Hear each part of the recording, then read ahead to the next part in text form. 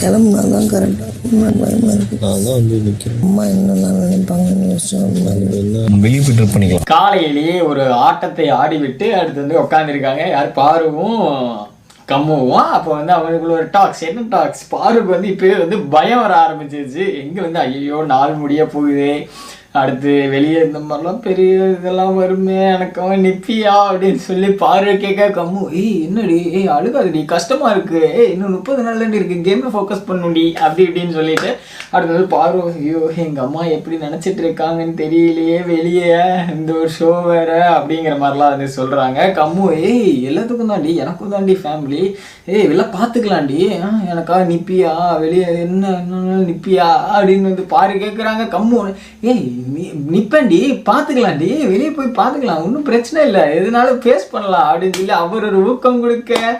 அதாவது பாருக்கு வந்து ஒரு இந்த ஃபேமிலி